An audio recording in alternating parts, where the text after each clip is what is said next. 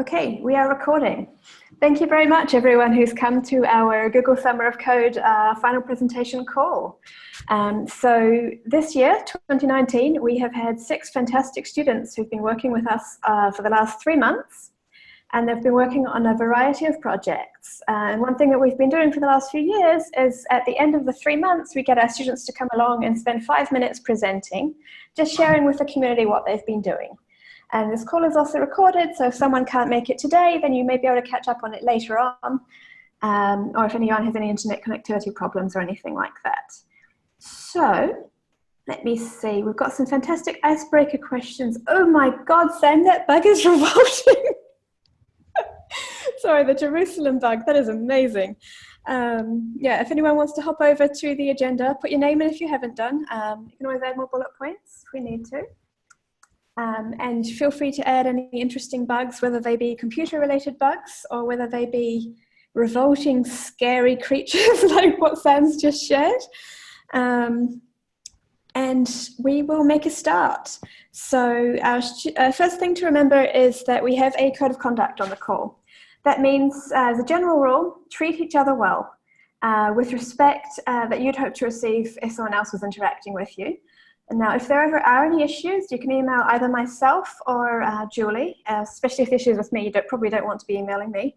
The contact details for those are in the agenda, but that's yo@intermine.org or julie@intermine.org. Hopefully there won't be any issues anyway, because you're all fantastic people.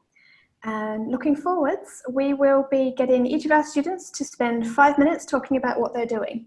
So we will start in a moment, but just so you know, I will be timing this. Students, I would recommend setting a timer on your phone as well so that you have an idea of roughly how long you're taking. But when we get to the point where you have spent 4 minutes talking, I will give you a warning that sounds like this. And then at 5 minutes, I will actually start interrupting you and ask you to wrap up. So try not to overrun. And also because we have other people here who are listening in, and we've allocated an hour to this, so we don't want to overrun too much. After each presentation, there will be 2 or 3 minutes for questions, and then we'll move on to the next student. You can also type questions in the agenda document as we're going. And it may be that if we're running late at any point that people will have to type the answers to the questions if we can't get to all of them verbally. And I think that is everything from the moment. I can see that we have people from quite a few different InterMines here, just to give the students a bit of an idea. We have people from YesMine, from all of the various legume mines. Sam has about 32 all on his own, I think.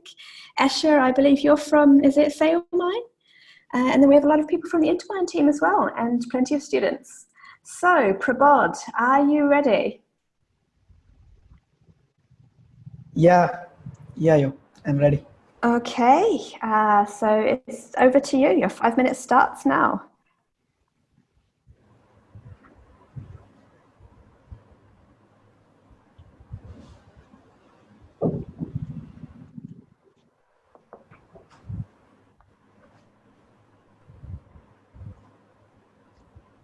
I hope you all are able to see my screen.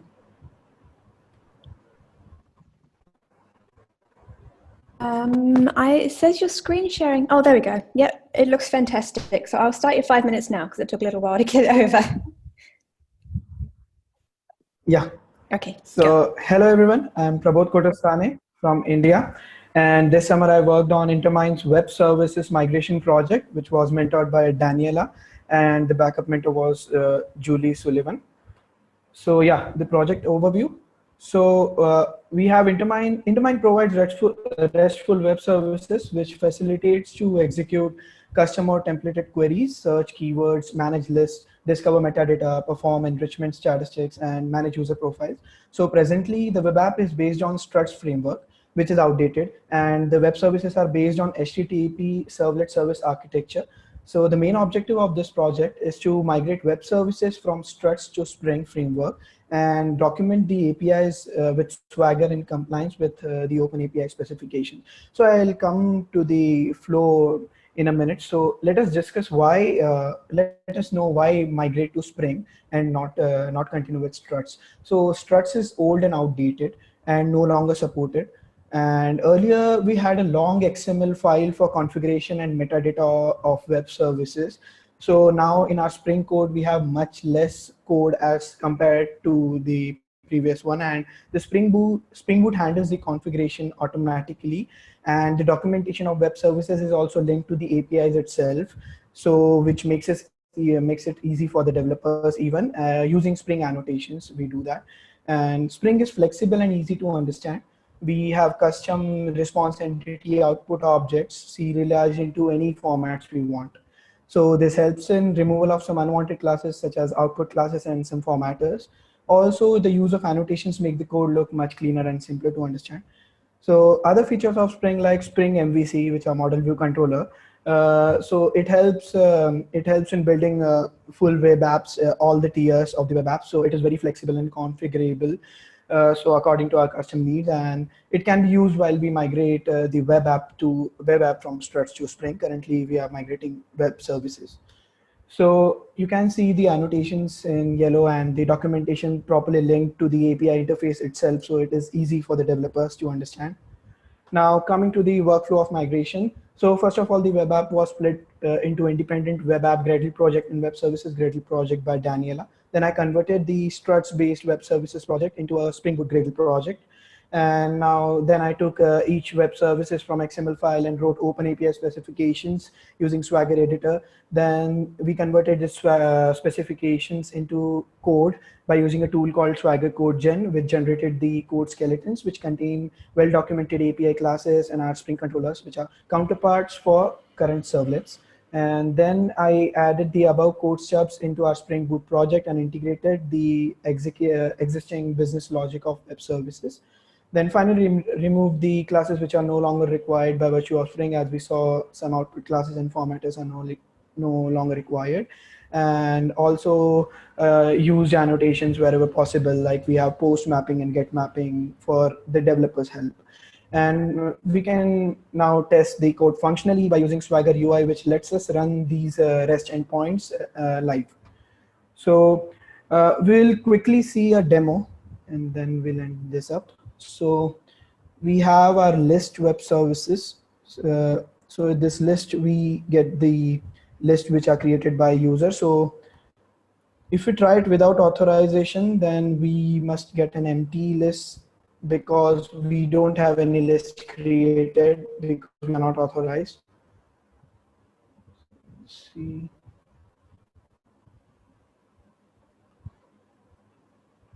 I think it should get downloaded.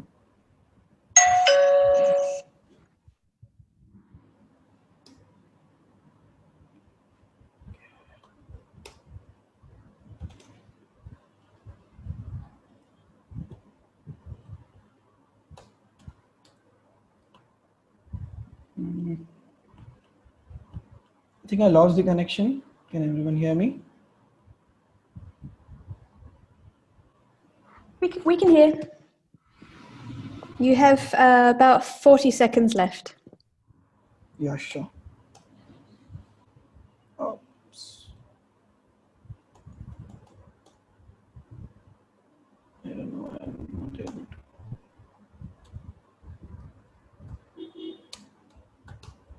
So we have an empty list. Now we'll try it with an authorized user so that we get our list incorporated.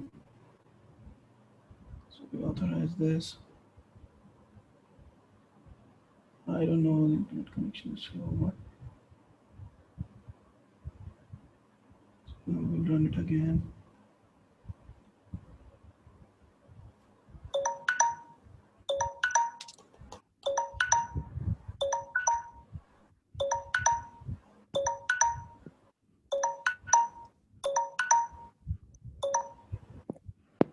Okay, can we get you to wrap up? Yeah, I'm just wrapping up. I don't know this. Saving. I think internet issues.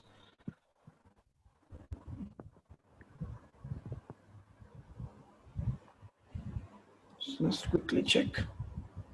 Yeah, so we have our list incorporated because we are authorized with a user. So lastly, I'd like to thank Daniela for helping me along. And I'd like to thank Julie for backing up wherever possible and helping us along. And finally, I would like to thank you also for beautifully managing this program. And I would like to thank InterMine community for letting me contribute to this beautiful community. And I love the way we walk through. Yeah, thank you. Thank you, everyone. Thank you. Fantastic job, and great job on the time as well.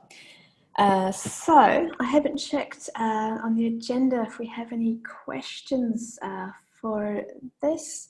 Looks like someone might be typing one in at the moment.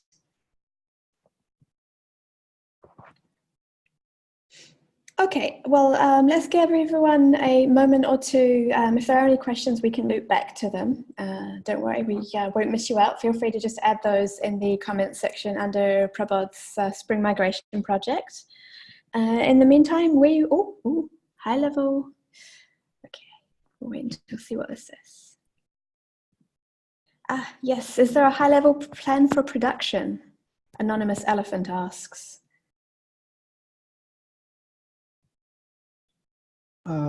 I didn't actually get the question. High level plan by high level plan. I think we're asking when it might be likely to be in production, roughly, or what the plan is to roll it out into production. I don't know if this might be one for Danny, actually. I think we have a good point because we have tested all the Spring web services and they do run pretty well. I think that before going to production, we have to complete the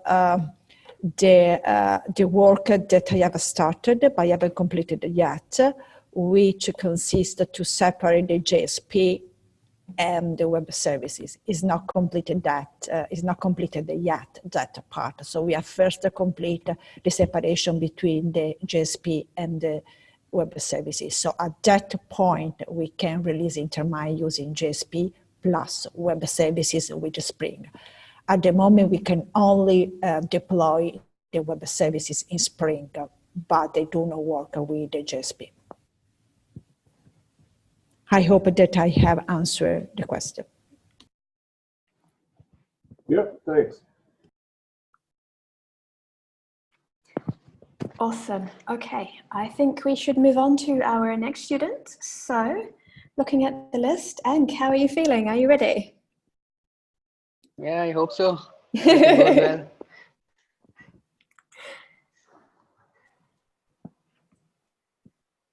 Okay, so should I start the screen share now? Definitely, yeah. Make a start. Once it starts, I'll start your 5-minute timer.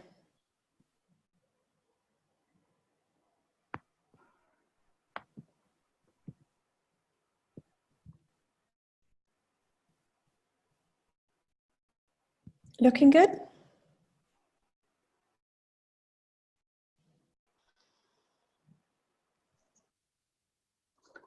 Okay, your timer is on. Okay, so hello everyone. I'm Ankur Kumar, a third-year undergraduate BTech student from IST Shipur, India. I worked on InterMine Cloud project this summer. My mentors are Julie and Yo. This was a fun project, but also a huge one. So I'm only going to give you a brief overview of what we have done, how it is going to affect you, but not much of the technical side of things. So if you have any questions, feel free to ask. I am on GitHub, Discord, or you can just email me too. So let's now move into the project. The first obvious question is why we did this. So most of us here know that setting up an InterMine is a time-consuming and error-prone process. It also requires a fair amount of familiarity with technologies like Postgres, Tomcat, Shellscript, and few others. And it is daunting for a biologist who just want a pretty interface to do their work. Also, there is no standard process for deployment and maintenance of InterMine on cloud. Everyone have their own way. So to solve these issues, we would get back to the drawing board, spend 2 months planning and searching for solutions. And the first thing we did was to package InterMine into Docker containers. So this helps us to reduce the required dependencies to just two, which is now Docker and Docker Compose, which can be installed on various platforms, and it is a fairly straightforward process. So this drastically reduces the environment setup time. Now you don't have to mess up with all those configuration files and go through the tens of pages of InterMine docs to get ready your setup an environment. Also, this helps us to create reproducible build environments because everything is the environment, the entire environment is coded. So you spend less time debugging your environment. Also, these Docker containers are fairly powerful and flexible. You can use your custom mines, you can use your custom data sources, you can use your custom biosources, just like a normal InterMine. So with this, now this is a screenshot of what the command just now looks like. You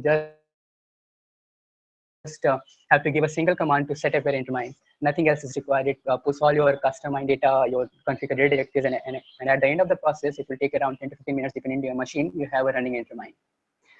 So after doing this, the second thing we did was standardize the setup process of cloud infrastructure required to deploy InterMines in cloud. We use 3 different technologies to do so. That was Terraform, Helm, and Kubernetes. To give you a brief overview of these things, Terraform is a tool that we use to programmatically create cloud components on different cloud vendors like GCP, AWS, and Azure. Kubernetes is a production grade container orchestration. It helps us do things like automatically managing containers and deployments. And then finally, Helm. Helm is like a package manager for Kubernetes. It helps us to deploy an InterMine instance on a running Kubernetes cluster. So with this project, you can spin a Kubernetes cluster on GCP in just minutes, which may took you earlier days. So this is how you will do. You will first do a Terraform plan. This will show you what resources it is going to create on your cloud account, and then you Terraform apply that to create those cloud components, and then finally do a Helm install. This will create all the necessary services required to run InterMine on cloud. So this standardizes the cloud setup process for InterMine. But we didn't stop here though in cloud. What we tried to do here is platform, also software, no technical knowledge required. Third, I worked on Compose, configured it. But we envisioned a new workflow where a user have a data file, they log on to InterMine Cloud, uploads the data, answers some questions through the UI, which will help to create a config which will be used by InterMine Compose to build the InterMine in cloud. And then the user can simply use that InterMine or share that InterMine with other people. So how we are doing this, this is a brief overview of the architecture. Here, InterMine Compose sits in the middle, which talks to InterMine configurator and the dashboard, which is the wizard. And then the InterMine Compose talks to the underlying Kubernetes cluster, which hosts the actual mines. So this is the architecture overview. Finally, the project status. Everything that we just talked about is in beta right now, except Wizard, which will reach beta in few weeks, and InterMine Cloud will reach alpha in few weeks. So finally, the next steps, we need a lot of user testing for InterMine Docker and Cloud. We're also planning to add metrics with Istio and Prometheus to InterMine Cloud. Also, we want to add more public cloud options for like AWS, Azure, and DigitalOcean. And also like to ask community to do the test run of these services and suggest new features and improvements. So yes, that's all I did this summer. Thanks you and Julie for helping me out throughout the project. You're awesome mentors, and the entire community is also awesome. I feel like home here. Thank you, everyone. Thank you very much. So good job on the timing as well. We had a few little bits of internet connectivity problem where sometimes it was a little bit hard to hear you, but mostly we could make out exactly what was going on. So that's really exciting. I think we're really definitely looking forward to seeing how we can have a wizard that will allow people to drag and drop files and make their own InterMines. Does anyone else have any other questions they wanted to add in? Yes.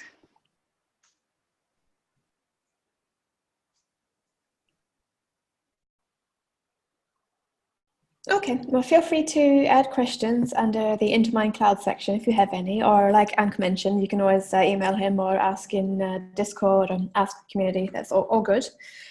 One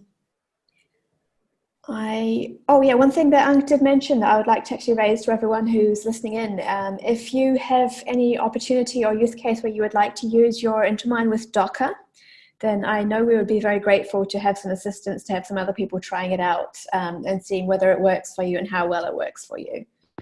So feel free to contact Ank or myself or Julie if you're interested in hearing more about the InterMine Docker and how to use that. Oh, Sam's coming in with a question. I'll be happy to give Docker a spin. Yeah, that's what we like to hear.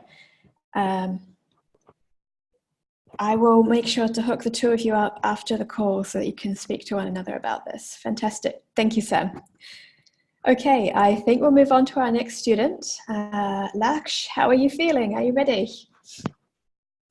Yeah. Am I audible? You are audible. Okay.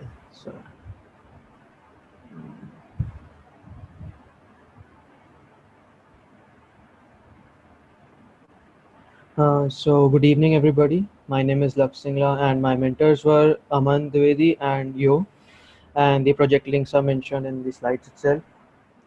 So first of all, I would like to introduce my project. I would like to introduce the two libraries I worked on. First of all, it is IMJS and they are IMJS and IMtables.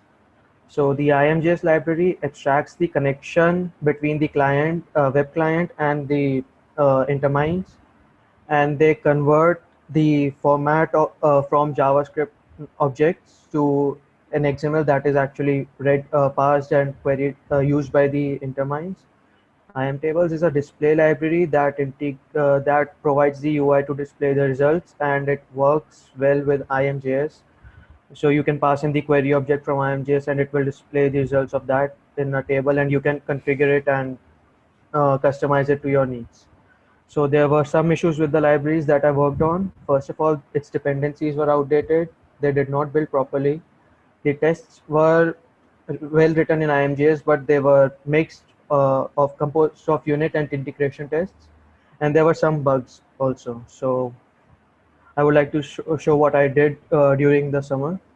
So first of all, I upgraded the dependencies of both the libraries. So I upgraded most of the npm dependencies of the libraries, and added the new package.json and package log.json that allows anyone to build the libraries using modern versions of Node. And some work is left. The main work is grunt browserify, one of the dependency of IMJS that is still left to update, but there is some reason due to which it is not able. I'm not able to update it as of now. So the libraries are maintainable for a longer period of time, and they build correctly under modern versions of Node. I tested it with 8, I guess, and 10, and they build properly. And of course, there are less security bugs due to using newer versions of the library. So second of all, I added a framework to separate the unit tests from integration tests in IMJS. I added HTTP mocks in place, and the library would run unit or integration tests based upon an environment variable that we pass before running the tests. And I have to add the auto upgrade feature that allows me to upgrade the mocks without much uh, much work. So what's its impact? First of all, one does not need to set up testmine to test the unit tests of IMJS library, and it is easier to locate the sources of errors in the library. So if unit tests fail, this means that there's something wrong with the functionality of IMJS library. And if integration tests fail, it means that library and the mine instance are not compatible with each other. Third of all, I decaffeinated the library, IMtables library. That means converting it from CoffeeScript to JavaScript. CoffeeScript is better readable, but it is harder to maintain uh, and it is not as widespread as JavaScript. So converting it to JavaScript would encourage more contributors, and it would be easier to maintain the library. I have still yet to I would still like to decaffeinate the IMJS library. So I completed other small tasks. For example, I added a registry class to IMJS library that provides a uniform access to the InterMine registry endpoints. Error handling was basic error handling is done in the on the client side itself before sending the request to the registry, and these methods were added. These methods were added in the library that are the public endpoints of the registry. Second of all, I added documentation for the IMJS library that is aimed for the end developers of the library, and it has an introduction and examples page, the how to use lists and templates, and some examples of the registry class itself, amongst others. And I fixed a cause bug in the IMJS library that basically caused a problem in bundling IMJS with other client-side libraries like IMtables. So a clunky workaround using CDN was required, but now it is not. IMJS can be directly built into other libraries like IMtables. So I would like to improve the build system of IMtables library because it takes more than 2 minutes for even if there's a simple change, and add test coverage for IMJS because currently they are very good, but if we can increase the test coverage to like above 90%, that would be like really great. So I would like to thank the mentors and the InterMine community for providing me the opportunity to work on this project. Thank you. Your timing was impeccable. Well done. Okay, so I'll just switch over to the agenda. See, right. So, if anyone has any questions, feel free to type them in the doc.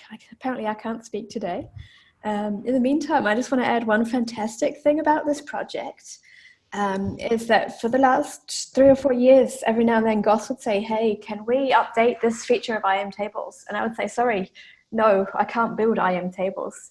And so now Laksh has actually fixed this, and he's made it so that we can make these little updates when other people report bugs or when GSoC has a feature request. So it's a big, really useful change. So thank you so much.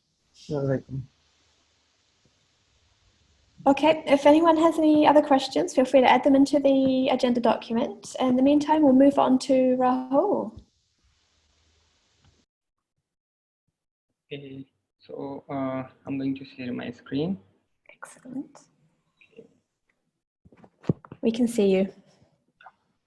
Hello everyone, my name is Rahul Yadav and my project was single sign-in and my mentors are Daniela and Aruna.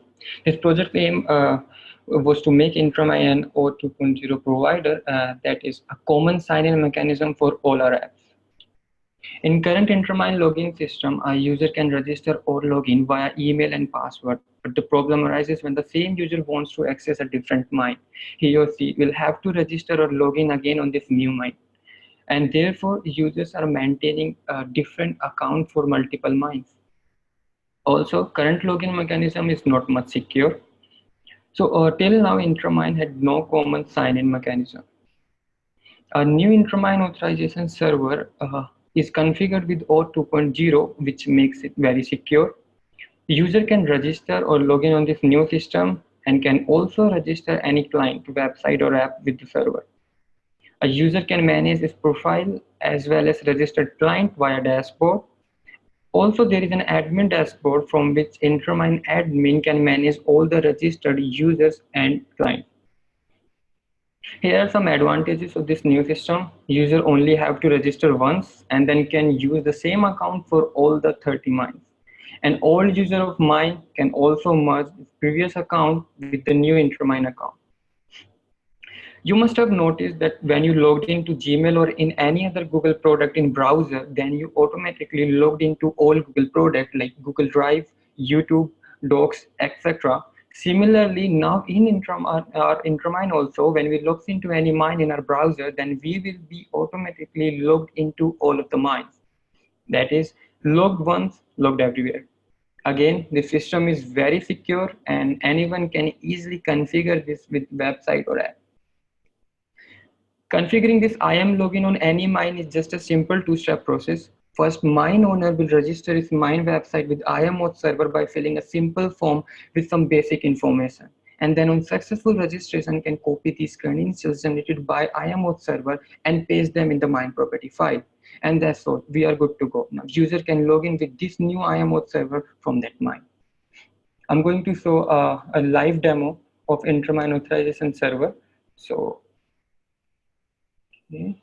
So here we can see in our biotest mine as well as fly mine, no user is already logged in with either of mine. So let's start with the biotest mine. If a user wants to log in with new IAMOD server from the biotest mine, then can choose IAM from the drop down menu. And once he clicks on the IAM, he will be redirected to the InterMine login page where he can create a new account by just filling some simple form with some basic information, or can log in if already have an account. Because I already have an account, so I can log in here. Okay. Once user logs in the InterMine authorization server first time from any of the mine, he will be redirected to this merge pop-up where user will be asked to merge his previous account if have any, or can go with the no. If user goes with the no, then he only have to authorize any mine to access his name and email from the InterMine authorization server, because InterMine authorization server is very secure and only user can give access of his name and email to any of mine. Okay, so if user wants to merge his account, he can click on the yes, and if he clicks on the yes, he will be redirected to this merge form of any mine. And here he only have to enter his previous credentials, and that's all. His account will be merged. So I already have an account on a biotest mine, so I can. Okay, once user clicks on the merge, he will be redirected back to the InterMine authorization server authorize pop-up where user will be asked to authorize biotest name and email from the InterMine authorization server. Once user allows it, so we can see a user is logged in to biotestmine with the IAM authorization server. Now, because a user is logged into biotestmine in this browser, that means according to the cross-domain SSO, he will be logged into all of the mine. So if I open the fly mine page now, I can see user. Okay. So okay, just give me a sec.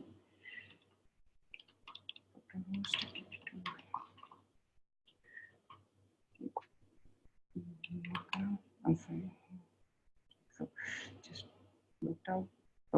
So for the cross-domain SSO, if a user logs into IAM,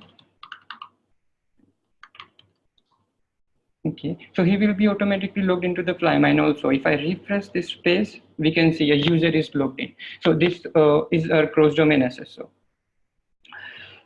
Here are some future works which we are going to integrate in our InterMine authorization server, like third-party auth provider like Google Alexa, UI enhancement, and more security. Thank you, everyone. Here are some useful link of docs, demo, and project. Thank you. Thank you, Rahul. That was a fantastic demo and fantastically done on time.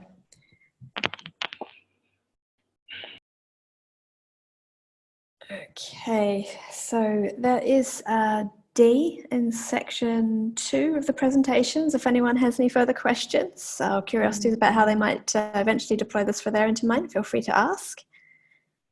I was especially impressed myself watching at the end where when you refresh biotestmine and flymine and then you are logged in again. I thought that looked really awesome.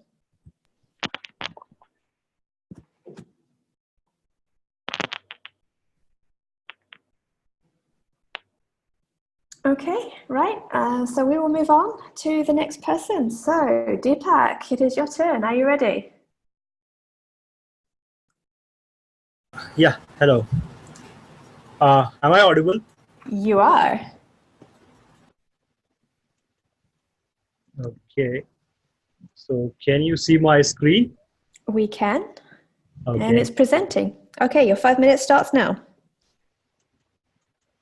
Okay, so hello, my name is Deepak Kumar. I'm from India. I'm presenting my Google Summer project, that is a InterMine schema validator. So the basic idea of the project is this project, we want our users to allow scientific data files like DNA sequences or any kind of files directly from a UI, from a browser, for example. Now the most problem, so that we can direct from the user. So the main benefit, the main problem of this, the main problem that we can face during this process is if a user provide invalid data, or for example, if it is supposed to be a DNA file and it is something wrong or any other text file, so that we don't want our InterMine build to fail, and that is where my library, this project, comes in. It makes sure that when a file is uploaded by the user, it is valid and correct. So the main requirement of this project is to develop a library that can be used by other projects, and also a command line utility. So the main purpose of command line utility is if I upload my file to the InterMine and it failed, probably because of because of some errors. Now, if I want to make sure that what are the errors, and if I want to correct, I can use the command line utility tools to get exactly what are the errors and what are the warnings, so that I can correct them. And then other features that are basic features, for example, strict and permissive mode. So we can tell the validator to be strict or permissive based on the files, and it will also look for the errors and warnings separately. So for example, if it's a DNA sequence, it will make sure that it will check whether this is an error or warning. So difference is error might fail the build, but warning might not fail the build. So warning is skippable, but error not. And then again, we also want the library to be customizable. So for example, I want to say I don't want errors, I want only warnings, I want to update in permissive mode, something like that. So here's an snapshot of the command line tool that describes what are the options you can do. You can disable errors and all those settings that are provided by the user. And here's one snapshot of validation. I validated a CSV file that checks consistency of the data. So you can see here some warnings. So the 4 warnings is about blank. The 5th warning says most of the rows are floats and some are not. The 6th warning says there's a problem with the pattern of the data. Some patterns follow this and the other patterns follow this one. So it basically tells you what are the problems with the errors with the file. So now talking about the modularity, the way it is designed, I have designed a validation framework that defines the common functionality provided by this. The API defines the correct behavior, how errors and warnings will be represented, and each validator for each file format, I have a validator that is an implementation of the API. So the main benefit of having a common API is I can define a custom validator. Even if I don't want to change the code of the library, I can still define my own custom validator, and all this API, this filter, disable, enable, all will work perfectly. So now talking about the unit and documentation, because it's a validation library and framework, we want tests to be covered. So I have display a test coverage, although this test coverage doesn't show the quality of the test. It just tests what are the lines and area, class and methods covered by the unit test. So it is just to make sure that if I'm making a change, I'll be confident that I don't break anything. And the documentation, I have provided documentation from the user perspective. What are the rules followed by the definition by the validator? What is the behavior of the validator, and what are the functionalities of the behavior? And then there's also a Java doc that says for technical perspectives what can be done. How can you use this library? So this library can be used as a dependency. So if you want to have some common validation checks in your project, you can use this library as a Maven or GitHub project. Then there's a command line utility which anyone can use it. Some future improvement, you can add more file formats. The CSV validator can be used by any, not just scientific data, but can be used by anyone. So we can improve the text analysis done by the CSV validator so that it can be used by anyone, not just technical user or scientific data. And then right now, currently, it doesn't identify the type of the file from the content. So for example, if a user is uploading a FASTA file, we can detect whether the file has DNA sequence or protein sequence. So this kind of checks or identification can be improved in further. And then of course, performance of the validator can also be improved in later versions. So thank you.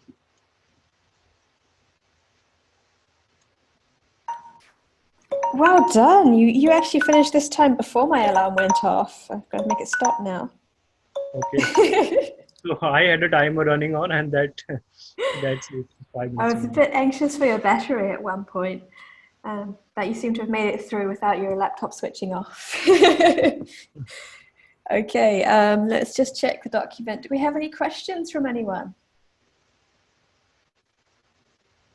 So I have one question. Can I test this out now if I wanted to validate a file? If I'd written a CSV file and I wanted to check it, could I clone this repository and run it? Yes, yes. So I have shared the GitHub repository. You can use it. And there's also a link for the jar file you can use to test your CSV files. Awesome. Okay, So right. And if anyone does test it and they want to give you any feedback, where should we go? Okay, so you can email me or you can Discord. I have the, so you can that would be better to, you can either raise some issues on the GitHub. That would also be okay. If you can either raise issues on the GitHub or you can email me. Awesome. Okay, if anyone else has any further questions, feel free to verbalize them or add them to the document. But we are now, this is 5 or 6 students. I can see some cursors just hovering around the questions section. So I'll just wait for a moment, see if anyone types. Okay, looks like a no. We'll double check and follow up on any questions you had or any comments you had later if anyone has any further ones. So this will be our final presentation. Akshat, are you ready? Hi, yes, I'm ready. Okay, let me share my screen. We can see your screen, I believe. Oh no, this is Deepak's screen.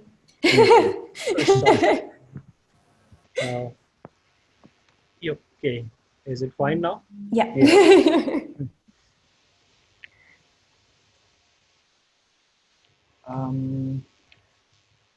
Can everyone see my screen now? You've got a nice desert. Yes, we can see your slides. Okay. So hi, I'm Akshat Bhargava from, I currently pursuing BTech in computer science from India, IP University.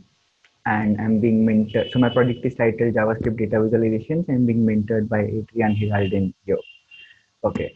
So my project is basically, so currently the InterMine interface is powered by JSP's Java Server Pages, which is quite an old technology now, and hence it will be discontinued in a few years, the current interface.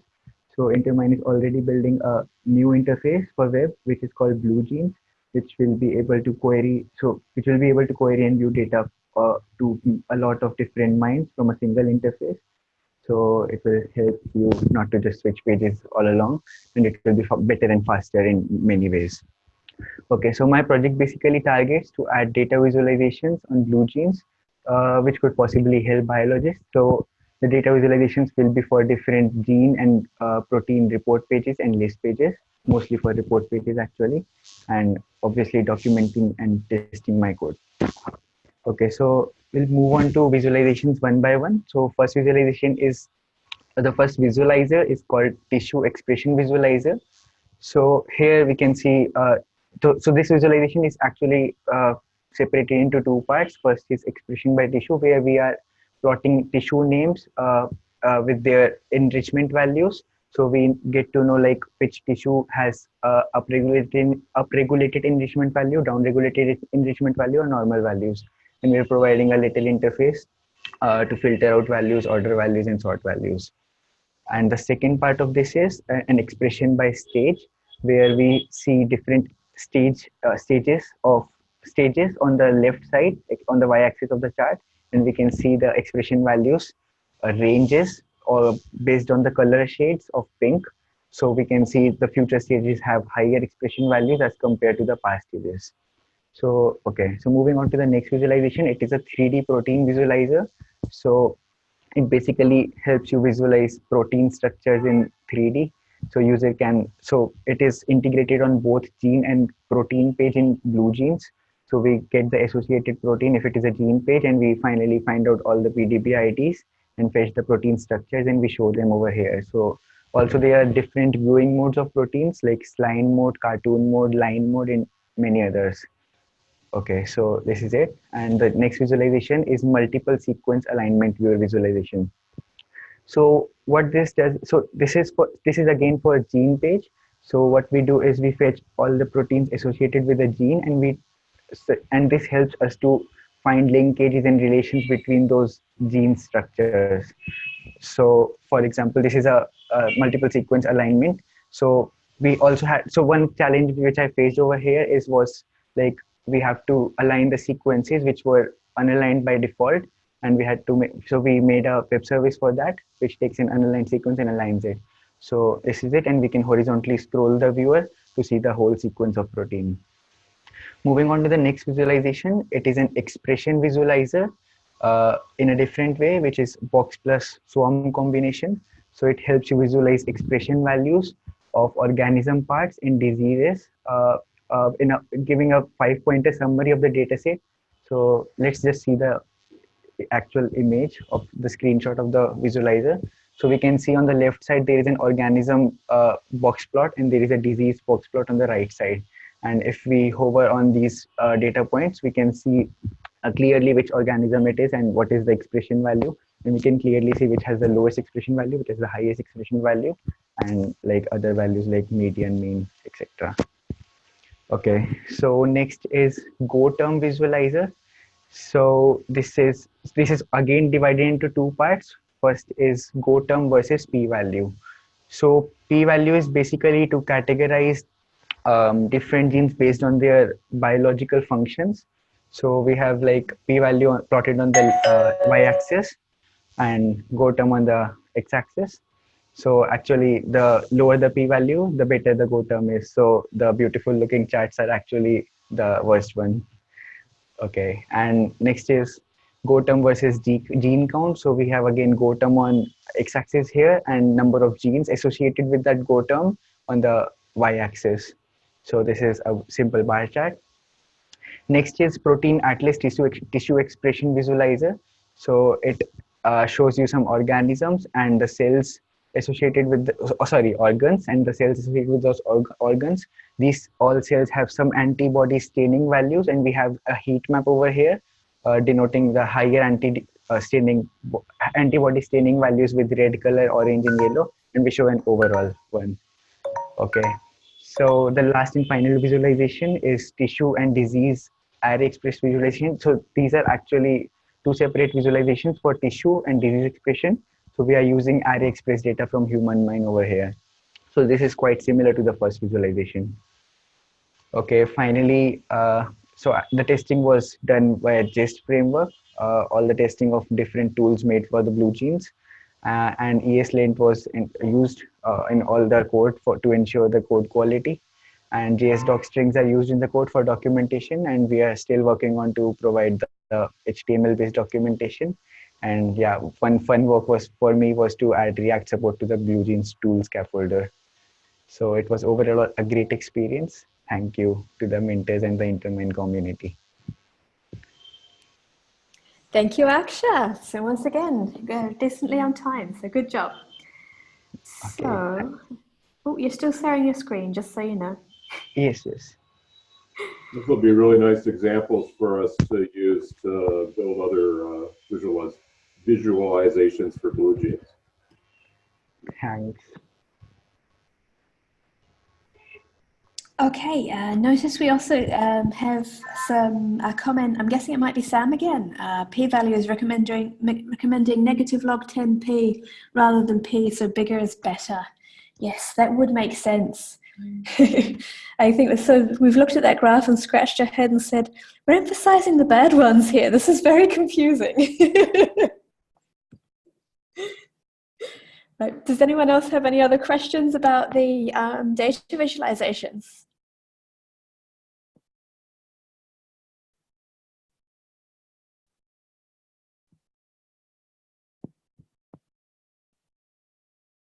Okay, so I would just add one quick comment, which is that these are all available on BlueJeans at the moment. So if you go to bluejeans.apps.intermine.org, you can see that. Not every visualization works with every InterMine because it obviously depends what data sets you have. For example, not all InterMines will have the same expression data sets. So we are making, this has revealed some improvements that BlueJeans needs to make sure that we don't show tools for the wrong types of data, which we are making those improvements at the moment. But it's been some really fantastic and exciting work with lots of different visualizations. And we're looking forward to hopefully rolling it out. Anyway, I'm going to start wrapping up this call. So first of all, 6 students have done some amazing work, and you've also all 6 of you done really good presentations. And even just since the practice presentations on Friday, there have been amazing leaps and bounds and improvements in these presentations. So great job, everyone. And if everyone wants to unmute, can we try a mutual applause? I don't know if this will work on a remote call, but yay! Thank you, Danny. Well, great job, everyone. So proud. Fantastic.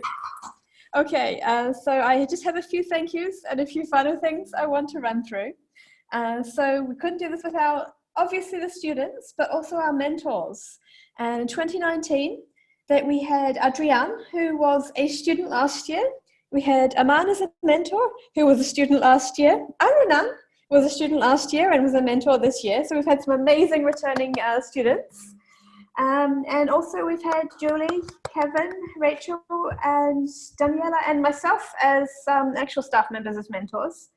And also during the application period, Sam helped us. Unfortunately, we didn't have enough student slots to give everyone a student, but Sam did help us review applications and deal with students. And also Nadia Udina, who was a 2017 student, helped to review the applications as well. So there's a lot of people who've put a lot of work into this, and it is really amazing. And I'm especially proud of everyone who was a student in previous years and has actually come back and continued contributing to the community. So you're all amazing. Apart from that, next call for InterMine is on September 5th. That's the developer call. And the next community outreach call is October 3rd. And on October 3rd, we'll be focusing on training and education as a form of community outreach. But I think that's everything. So unless anyone has any comments or questions, I will say thank you very much. And oh, students, don't disappear yet. Anyone who would like to, let's have a group picture. So stick your camera on if it's not on, or turn your camera off if you don't want to be in this. One thing. Yeah. You were amazing throughout the program. And a round of applause for Yo, because she managed all the calls. Thank you. Thank you. Thank you. Okay, I'm going to try and get the... Yo. Ooh, okay, thank you. You're all lovely. And I've got tiny little tears in the corner of my eyes. Now, if I can figure out how to get all the videos... There we go. No, how do I do gallery view? Gallery view. Do you want the mentor too in the picture, or only the Yeah, anyone who wants to be, even if you're just attending and you are friendly and excited, you are welcome to be here. Okay, right. So everyone do your favorite group photo into my face. Whatever that might be. I'm taking the screenshot now. Keep it on, keep it on, keep it on, keep it on. Favorite face. Awesome. And woo, Danny, that was an amazing pose. Okay. I'm just going to put that in the end of the agenda. Did that work? It did. Okay, right. So thank you very much, everyone who's been here. And thank you so much, amazing students and mentors. And thank you, InterMine community, for coming and listening to the fantastic work we've been doing. And this call is adjourned. See you all later. Ciao, ciao. Bye. Bye-bye, everyone. Bye-bye.